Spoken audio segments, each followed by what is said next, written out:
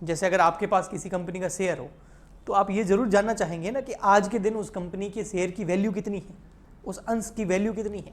अब शेयर क्या होता है ये तो हम पढ़ चुके हैं, शेयर इशू करना सीखा था, बायबैक करना भी सीखा था, प्रेफरेंस शेयर का तो रिडम्पशन भी सीखा था हमने। तो आपके पास जो इक्विटी शेयर पड़ा है फॉर एग्जांपल के लिए, तो वो जो इक्विटी शेयर आपके पास किसी कंपनी का पड़ा है, कहाँ से आया होगा? आपने अप्लाई किया होगा, आपने खरीदा होगा, या तो आईपीओ से खरीदा होगा कंपनी से डायरेक्ट, और या फिर सेकेंडरी मार्केट से खरीदा होगा।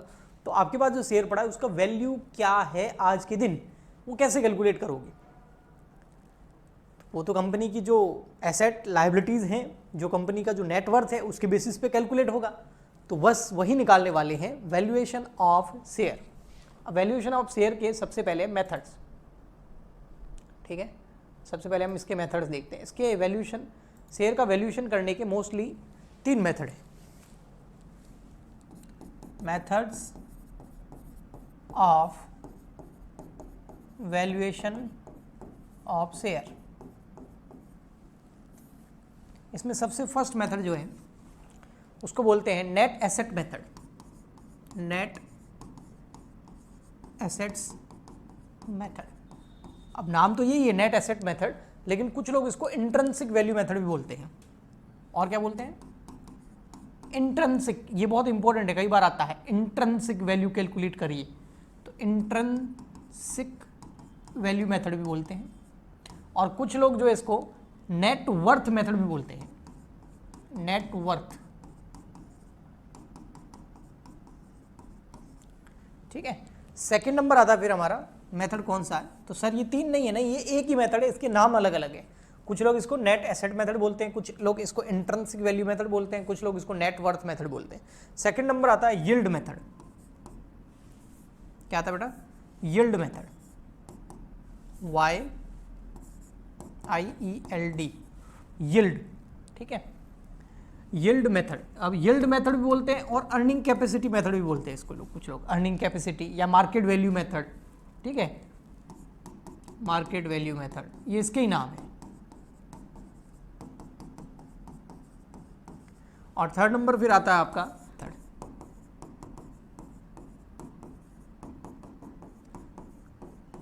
मोटा मोटी ये सबसे ज़्यादा यूज आता है, ये सबसे ज़्यादा यूज आता है। सेकंड नंबर फिर ये यूज आता है।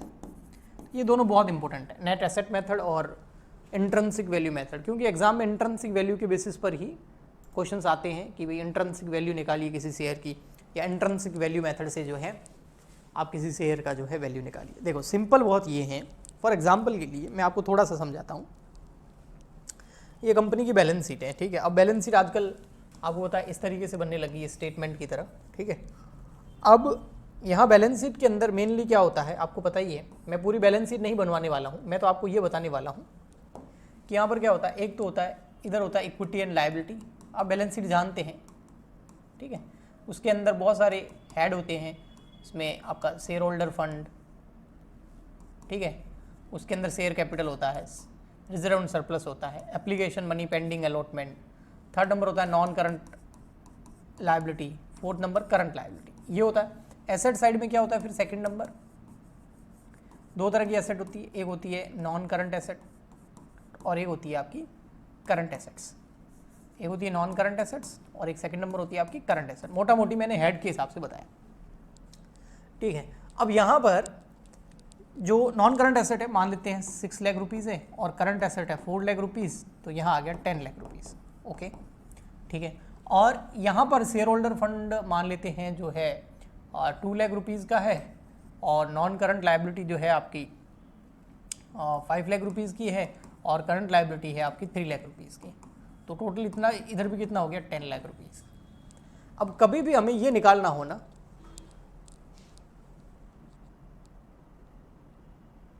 ओके वेरी गुड, ठीक है। तो अब इधर ध्यान दीजिए, अब समझ में आएगा आपको कि है क्या चीज़ ये, मतलब पर वैल्यू शेयर की वैल्यू कैसे निकालते हैं। तो देखिए अब ये जो शेयर होल्डर फंड है इसके अंदर कैपिटल भी है, रिजर्व भी है, सरप्लस भी है। अब आप देखेंगे ना, देखो ये है हमारी एसेट, ठीक है, ये एसेट्स हैं, ओके, वो तो हम पता ही है। पर ये लायबिलिटीज है, लेकिन लायबिलिटी में 2 तरह की लायबिलिटी होती है। ये बेटा एक्सटर्नल लायबिलिटी है, अगर कंपनी आज के दिन बंद हो जाए तो हमको ये लायबिलिटी पे करनी पड़ेगी यार। और ये कौन सी है? इंटरनल लायबिलिटी है। और इंटरनल लायबिलिटी किसकी होती है, ऑनर की होती है, मतलब ऑनर ने पैसा लगा रखा है, शेयर होल्डर का पैसा है ये। इसमें ओनली कैपिटल नहीं है, इसमें रिजर्व एंड सरप्लस भी शामिल है। तो अगर मुझे आज के दिन अगर कंपनी की नेटवर्थ पता करनी हो, नेटवर्थ, तो कैसे आएगी, टोटल एसेट ले लो कितनी, 10 लाख रुपए, उसमें से लेस कर दो बाहर के लोगों को कितना पैसा देना है, ये रहा 8 लाख रुपए। तो इसका मतलब अभी कंपनी के खुद के कितने पैसे हैं, 2 लाख रुपए, कंपनी के मतलब शेयर होल्डर के पैसे कितने हैं, 2 लाख रुपए। तो 2 लाख रुपए जो है वो क्या आ गई, आपकी नेटवर्थ आ गई। तो मेन हमको ये कैलकुलेट करना होता है कि ये कितना है। जब ये पता चल जाएगा ना कि 2 लाख है, तो हम पता कर लेंगे नंबर ऑफ शेयर कितने हैं, कि 2 लाख रुपए टोटल अगर आज के दिन बिजनेस सेल हो जाए, खत्म हो जाए, बिजनेस को बेच दे, तो एसेट बेचने से कितने रुपए आएंगे, 10 लाख रुपए। उससे हमको लायबिलिटी कितनी पे करनी है, 8 लाख रुपए की। पीछे कितने बच गए, 2 लाख रुपए। ये किसके हैं, ये शेयर होल्डर के, जिसकी कंपनी है उसके हैं। अब शेयर होल्डर कितने, मान लेते हैं टोटल शेयर होल्डर है 10,000, कितना 10,000 शेयर होल्डर है, कोई एक नहीं। अगर एक शेयर होल्डर होगा तो 2 लाख रुपए पूरे उसके हो गए। 2 शेयर होल्डर होंगे तो, और 2 शेयर ही हो फॉर एग्जांपल के लिए, ठीक है, तो फिर क्या होगा, 1-1 लाख रुपए देंगे। 4 होंगे तो 50-50 देंगे, 8 होंगे 25-25 हज़ार रुपए होंगे। टोटल नंबर ऑफ शेयर है 10,000। तो यहाँ पर आपका फेयर पर शेयर वैल्यू कितना हो गया, 20 रुपए। यानी कि जिसके पास एक शेयर है उसको 20 रुपए मिलेंगे, किसी के पास 10 शेयर है तो उसको 200 रुपए मिलेंगे, अगर आज के दिन ये बिजनेस बंद हो जाता है तो यही होती है आपकी वैल्यू निकालना शेयर की, पर शेयर कितना रुपया मिलेगा आज के दिन मुझे, कंपनी की जो आज एसेट्स है, लायबिलिटीज है वो। लेकिन यहाँ पर हमको क्या करना होगा, जो भी हम एसेट्स लेंगे, लायबिलिटीज लेंगे, उसमें हमको रीवैल्यूएशन जो है करके लेना होता है। कुछ चीज़ें हैं जो मैं आपको एक्सप्लेन करता हूँ, ठीक है। तो ये मामला है। अब आइए हम, इसीलिए हम फर्स्ट मेथड कर रहे हैं जो उसका नाम है net asset method, intrinsic value method या नेट वर्थ मेथड, ठीक है। तो नेट वर्थ निकाल के अभी मैंने वैल्यू ऑफ शेयर कैलकुलेट किया था, ओके। तो हम फर्स्ट मेथड स्टार्ट करते हैं। तो फर्स्ट मेथड जो है नेट एसेट मेथड या नेट वर्थ मेथड बोल सकते हैं।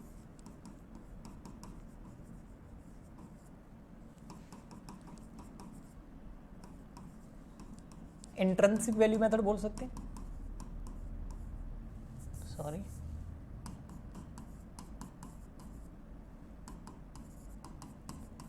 वैल्यू और net worth method.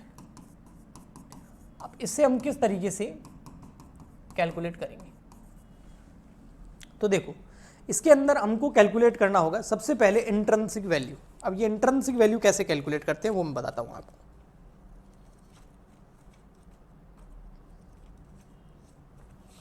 Intrinsic value करने का बहुत सिंपल है, इंट्रिंसिक वैल्यू कैलकुलेट करना। आपको क्या करना है, इंट्रिंसिक वैल्यू कैलकुलेट करने के लिए सबसे पहले आपको लेना है, हम क्या कैलकुलेट कर रहे हैं, कैलकुलेशन ऑफ इंट्रिंसिक वैल्यू।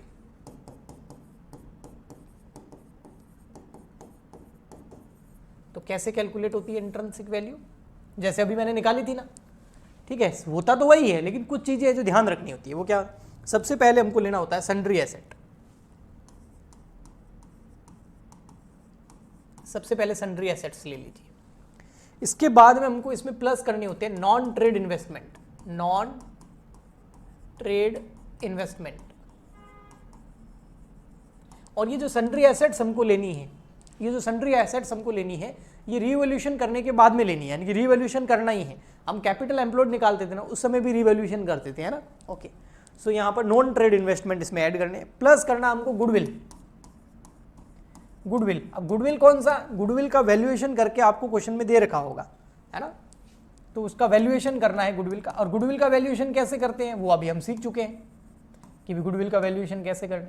तो ये सब हमको लेना है, वैल्यूएशन करने के बाद गुडविल भी लेनी है। उसमें से फिर हमें लेस करना है, उसमें से जो भी अमाउंट आएगा यहाँ पर, उसमें से हमको लेस करना है। एक तो सन्ड्री लायबिलिटीज, वो तो हम करते ही थे, कैपिटल एम्प्लॉयड में भी करते थे, sundries liabilities, sundry sorry capital employed जब कैलकुलेट करते थे ना, नॉन ट्रेड इन्वेस्टमेंट को इग्नोर करते थे। यहाँ पर नॉन ट्रेड इन्वेस्टमेंट लेना है, कैपिटल एम्प्लॉयड निकालते टाइम गुडविल को इग्नोर करते थे, यहाँ गुडविल को लेना है। कैपिटल एम्प्लॉयड में हम एसेट और लायबिलिटी रीवैल्यूएशन के बाद में लेते थे, यहाँ पर भी रीवैल्यूएशन के बाद में ही लेना है, ओके। सन्ड्री लायबिलिटी लेस करनी है, और क्या चीजें लेस करनी है वो बता देता हूं। और आपको लेस करना है प्रपोज्ड डिविडेंड, अगर क्वेश्चन में दे रखा हो तो प्रपोज्ड डिविडेंड वो लेस करना है। उसके बाद में अगर प्रेफरेंस शेयर कैपिटल है और आप इक्विटी शेयर का वैल्यूएशन कर रहे हैं तो प्रेफरेंस शेयर कैपिटल भी आपको लेस कर देनी है। फिर उसके बाद में जो अमाउंट आएगा उसको हम बोलेंगे net asset for equity share holder. हम क्या बोलेंगे? Net asset for ESH। What is the ESH? Equity share holder. क्या है? Equity share holder. तो इक्विटी शेयर होल्डर के लिए नेट एसेट आ जाएगी। जैसे मैंने अभी 2 लाख निकाली थी, लेकिन वहां पर इतनी सारी हमको इन्फॉर्मेशन नहीं थी तो मैंने फटाफट से निकाल के बता दिया था, तो नेट एसेट हो गई। अब इसके अंदर आपको ऐड करना है कुछ चीजें, अगर होगी तो क्या ऐड करनी है? अगर कॉल्स इन एरियर है, कॉल्स इन एरियर समझे, यानी कि कोई कॉल्स जो है पे नहीं करी हो, बकाया हो, मांगी लेकिन पे नहीं करी, वो ऐड करना है। इसके अलावा अनकॉल्ड कैपिटल, अनकॉल्ड कैपिटल जो है, जो अभी तक मांगी नहीं है, वो ऐड कर दो। फिर जो आपके सामने आएगा वो आएगा total net asset for equity share holder. Total net assets for ESH, equity share holder. फिर आप क्या करोगे? इसमें हम डिवाइड कर देंगे, जो ये आएगा ना इसके अंदर हम डिवाइड कर देंगे इक्विटी शेयर कैपिटल का, इक्विटी शेयर कैपिटल का। तो जैसे इक्विटी शेयर कैपिटल का हम डिवाइड करेंगे, हमारे पास में आ जाएगा इक्विटी शेयर कैपिटल का भी करते हैं और कई बार नंबर ऑफ इक्विटी शेयर का भी करते हैं। वो मैं आपको बताऊंगा कि कब कैपिटल का यूज करना है, कब नंबर ऑफ शेयर का यूज करना है। तो आपके पास में आ जाएगी इंट्रिंसिक वैल्यू। क्या आ जाएगी? Intrinsic value. तो सर क्या क्वेश्चन में ये सब पर शेयर, क्या क्वेश्चन में ये सब डेटा दे हमको करना होगा? नहीं, इतना नहीं होता है। अगर किसी क्वेश्चन में हो तो इतना यूज आएगा, अदरवाइज नहीं आएगा। मैं आपको एक सिंपल क्वेश्चन करके बताता हूं, उससे आपको इसको और बेहतर तरीके से समझ सकते हैं। 31 March 2013, 31 March 2017, the balance sheet of the company as follows. Company की बैलेंस शीट दे रखी है आपको, ठीक है? यस। और बैलेंस शीट में आपको क्या क्या दे रखा है? इक्विटी शेयर दे रखे हैं 10,000 और एक शेयर 10 रुपए का है, तो 10,000 को 10 से मल्टीप्लाई करेंगे तो 10 लाख रुपीज। 10 लाख तो नहीं आएगा, 100 रुपीज ईच है, ठीक है? 100 रुपीज ईच, हाँ। तो 100 रुपए का एक शेयर है, ठीक है? तो 10,000 मल्टीप्लाई बाय 100 रुपीज ईच, तो हो गया 10 लाख रुपीज। यस। PNL हो गया 3,56,000 का, बैंक ओवरड्राफ्ट 40,000 का, क्रेडिटर 1,56,000 और आपका प्रोविजन फॉर टैक्सेशन हो गया 90,000 का। अब आप टोटल प्लस करेंगे तो यहाँ पर आ जाएगा 16,40,000 रुपये। 10 लाख प्लस 356, एक बार करके देख लेता हूँ क्योंकि वो मिस्टेक थी ना, तो कहीं ऐसा ना हो कुछ प्रॉब्लम ना हो। नहीं, एकदम सही। लैंड एंड बिल्डिंग 4,40,000 की, प्लांट एंड मशीनरी 190 की, स्टॉक इन ट्रेड 7 लाख का, डेटर्स आ गया 3,10,000 का। ओके, यहाँ पर आपको दोनों साइड की एसेट दे रखी। अब आपको जो है यहाँ पर अपन क्या करेंगे, ये सारी एसेट्स ले लेंगे, उसमें से ये एक्सटर्नल लायबिलिटी लेस कर देंगे, तो हमारे सामने इंटरनल जो है नेट वर्थ आ जाएगी, और नेट वर्थ में नंबर ऑफ इक्विटी शेयर का डिवाइड कर देंगे तो वैल्यू पर शेयर आ जाएगी। लेकिन यहाँ पर कहीं गुडविल नहीं दे रखी है, तो सबसे पहले हमें गुडविल का वैल्यूएशन करना होगा। क्यों? क्योंकि यहाँ पर देखिए बेटा, यहाँ पे देखिए, जब भी हमें सन्ड्री एसेट लेनी है ले लेंगे, नॉन ट्रेड इन्वेस्टमेंट दे नहीं रखे हैं तो ओके। गुडविल, तो गुडविल का वैल्यू या तो गुडविल खुद निकाल के दी हुई हो या फिर गुडविल हमें कैलकुलेट करनी पड़ेगी। तो उसके लिए नीचे इन्फॉर्मेशन दे रखी है, the net profit of the company after providing depreciation and taxation for as under. ये कुछ सालों का प्रॉफिट दे रखा है, पिछले 5 सालों का, ठीक है। On 31 March 2013 land and building war valued 5 lakh. देखो सबसे पहले तो लैंड एंड बिल्डिंग जो है अब 5 लाख रुपए की हो गई है, तो ये रीवैल्यूएशन हो गया 5 lakh rupees. Okay, second number आपको बोला हुआ है plant and machinery at 3 lakh rupees. अच्छा, प्लांट एंड मशीन जो है वो 3 लाख का हो गया। प्लांट एंड मशीन कितने का हो गया? 3 लाख रुपए का।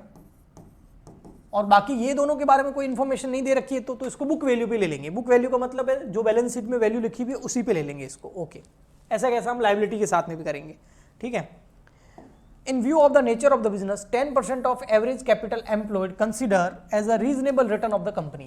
10% जो है आपको NRR दे रखी है, NRR normal rate of return आपको कितनी दे रखी है? 10%। यूज आएगी तो गुडविल में यूज आएगी।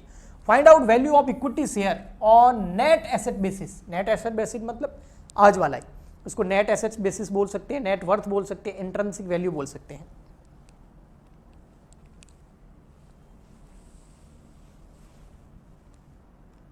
हाँ, पढ़ सकते हैं।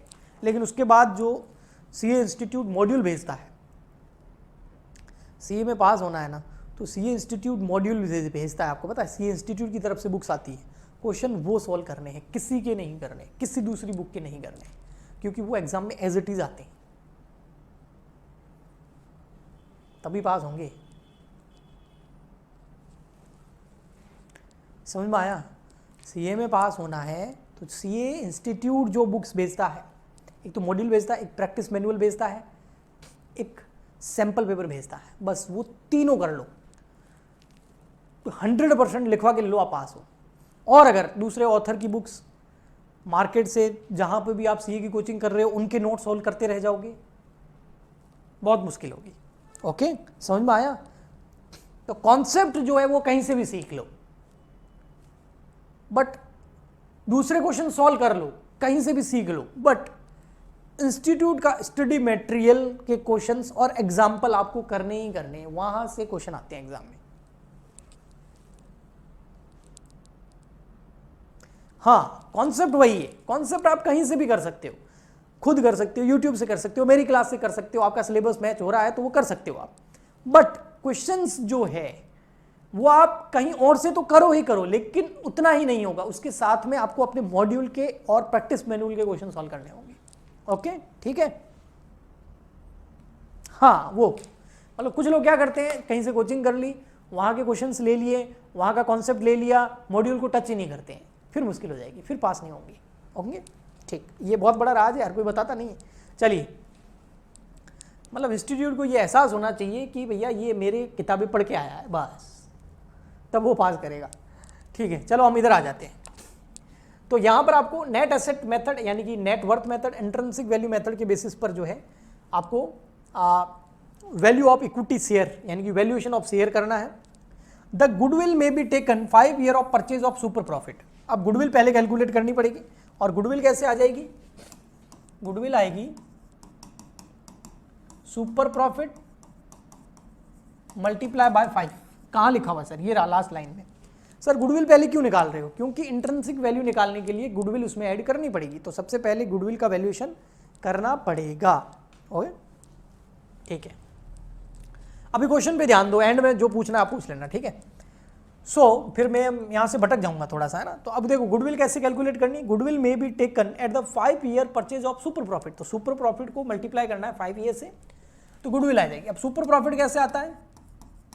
सुपर प्रॉफिट आता है future maintainable profit minus normal profit. अब हमको दो चीजें चाहिए। सबसे पहले फ्यूचर मेंटेनेबल प्रॉफिट कैसे आता है? वो तो भैया एवरेज प्रॉफिट निकाल दो, लास्ट 5 ईयर का एवरेज प्रॉफिट दे रखा है ना आपको, ये रहा। कितना है? 170, 192, 180, 170, 192, 180, 2,90,000 प्लस 190, कितने ईयर है? 5। यस, और कुछ बोला हुआ नहीं है, ऐसे करेंगे।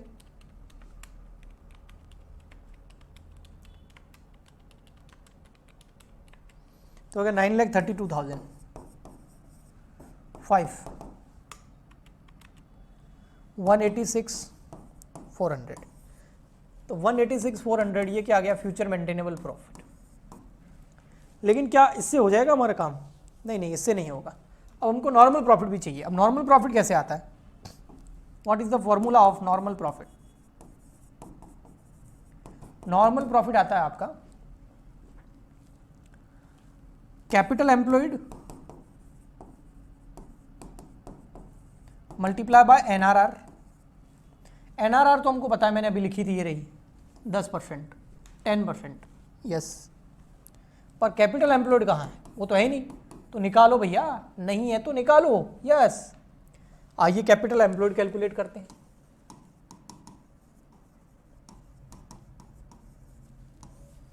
सबसे पहले ले लो एसेट्स। एसेट्स वैल्यूड वाली लेंगे, वैल्यूएशन वाली। Yes, land and building 5 lakh, plant and machinery 3 lakh.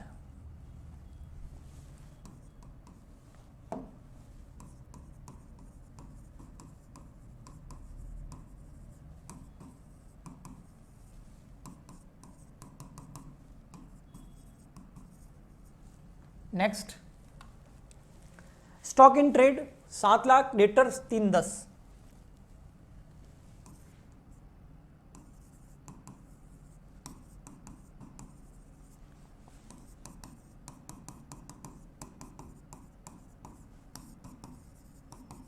और कुछ है नहीं।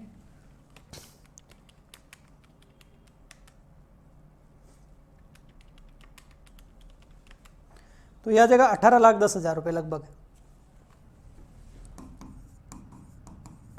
अब इसमें से लेस कर दो लाइबिलिटीज। लाइबिलिटी कौन सी है हमारे पास में? देखो भैया, ये लेते हैं एक्सटर्नल वाली, bank OD, creditor, provision for taxation. Bank OD है 40,000,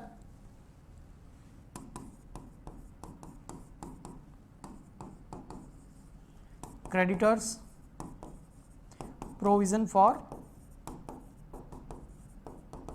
टैक्सेशन 154,90। इनका वैल्यूशन नहीं दिया हुआ है तो बुक वैल्यू पे ले लूंगा।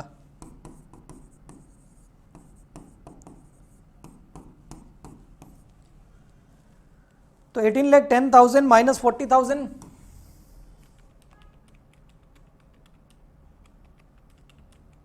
15,26,000। ये आ गया कैपिटल एम्प्लॉयड।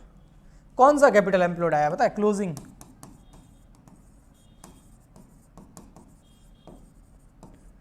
अगर इससे एवरेज कैपिटल एम्प्लॉयड निकालना हो तो याद है कैसे निकालते? अगर एवरेज कैपिटल एम्प्लॉयड निकालना हो तो कैसे निकालते?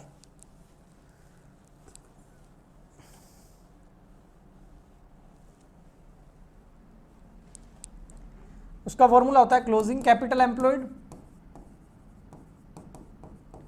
Minus half of profit after tax. Profit after tax देखो लेटेस्ट वाला हमारा ईयर कौन सा है? 12-13 ही तो है। देखो 31 मार्च 2013 को खत्म हो रहा है, तो 12-13 ये रहा 190। तो प्रॉफिट आफ्टर टैक्स कितना? 190। उसका कर दो आधा,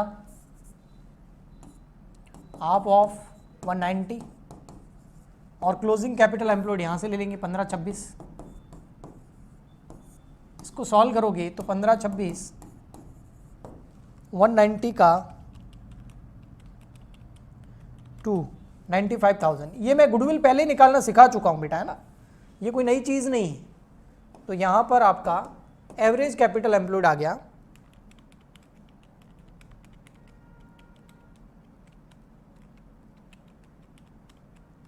14,31,000। सर एवरेज कैपिटल एम्प्लॉयड ही क्यों निकाला? क्लोजिंग कैपिटल एम्प्लॉयड यूज नहीं कर सकते थे? कर सकते थे, ये भी कर सकते हैं, ये भी कर सकते हैं, जो इच्छा। एक क्वेश्चन में ऐसा करवा भी चुका हूं, एक क्वेश्चन में ऐसा करवा भी चुका हूं। तो यहां पर हम यूज कर लेंगे एवरेज कैपिटल एम्प्लॉयड, मान लेते हैं वो आ रहा है हमारा 14,31,000। उसका 10% करेंगे 1,43,100। ये क्या आ गया? Normal profit. और नॉर्मल प्रॉफिट ही तो चाहिए था ताकि हमारा सुपर प्रॉफिट आ जाए। तो 143,100। अब 186,400 माइनस 143,100 तो आ गया 43,300। ये क्या गुडविल आ गई? नहीं, ये सुपर प्रॉफिट आ गया। अब इस सुपर प्रॉफिट को किससे मल्टीप्लाई कर दो? 5 से। अभी वही चल रहा है जो गुडविल निकाल रहे थे इतने टाइम तक, एक तरीके से वही है। तो 2,16,500। हाँ, अगर ये 2,16,500 क्वेश्चन में निकाल के दिए होते तो फिर मुझे ये सब करने की जरूरत नहीं होती, मैं सीधा सीधा वहां चला जाता। कहाँ चला जाता सर? वैल्यूएशन ऑफ शेयर पे चला जाता। आइए अब करते हैं valuation of share. Valuation of share कैसे करेंगे? सबसे पहले निकालनी है इंट्रिंसिक वैल्यू। इंट्रिंसिक वैल्यू कैसे निकालेंगे? अभी थोड़ी देर पहले मैंने बताया। सबसे पहले नेट एसेट ले लो या सन्ड्री एसेट्स ले लो। सन्ड्री एसेट्स में कौन कौन सा है हमारे पास? लैंड एंड बिल्डिंग है, प्लांट एंड मशीनरी है, स्टॉक है और डेटर है। और वैल्यूएशन के बाद में लेना, तो ये 5 लाख है, ये 3 लाख है। अभी निकाला मैंने थोड़ी देर पहले, ये दोनों मेरे को याद नहीं है, देख लेता हूँ। ये रहा 7 और 3 10, 7 लाख और 3 10।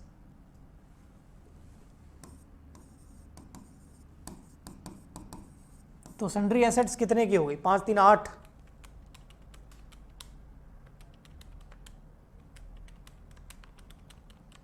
18,10,000 की ये हो गई आपकी सन्ड्री एसेट्स। अब इसमें ऐड करना होता है हमको non trade investment, non trade investment, question में कहीं भी आपको नॉन ट्रेड इन्वेस्टमेंट नहीं दे रखे हैं तो 0। ऐड करना होता है गुडविल, यस गुडविल अभी निकाल ली हमने, ये रही गुडविल अभी निकाली हमने, कितनी आई 2,16,500।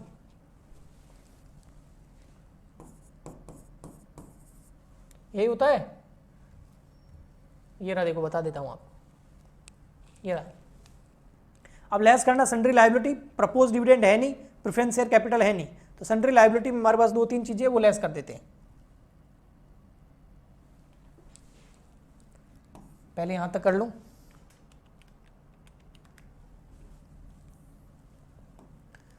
$20,26,500, उसमें से लेस कर दूं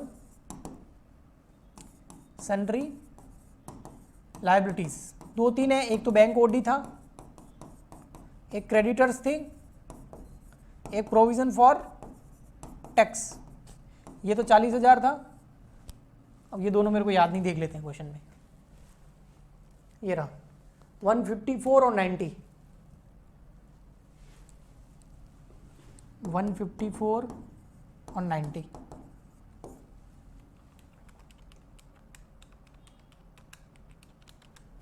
$284, एक तो 284 लेस हो जाएगा। अब 2-3 चीजें और भी लेस करते थे, ये देखो बताऊं, ये रहा फॉर्मूला, यहाँ एक प्रपोज डिविडेंड वो है नहीं, प्रेफरेंस शेयर कैपिटल वो है नहीं, कॉल्स इन एरियर है नहीं, अनकॉल्स कैपिटल है नहीं, तो सीधा हमारा क्या आ जाएगा, ये आ जाएगा total net asset for equity share holder.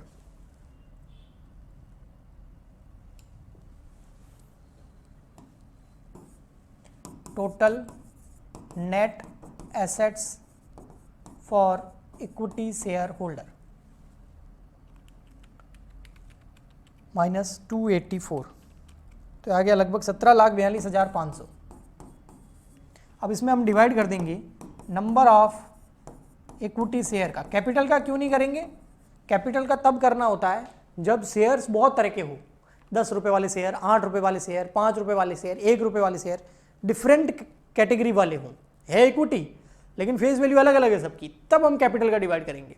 जब एक ही तरह के शेयर हो, एक ही फेस वैल्यू, 10 रुपये वाले ही हैं सब या 100 रुपये वाले ही हैं सब, तो नंबर ऑफ शेयर ले लो। नंबर ऑफ शेयर कितने हैं, ये रहे यहाँ पर, नंबर ऑफ इक्विटी शेयर ये रहे 10,000, तो 10,000 शेयर्स ले लो यहाँ और उसका कर दो डिवाइड, तो आपके पास में आ जाएगी वैल्यू पर शेयर या इंट्रिंसिक वैल्यू पर शेयर,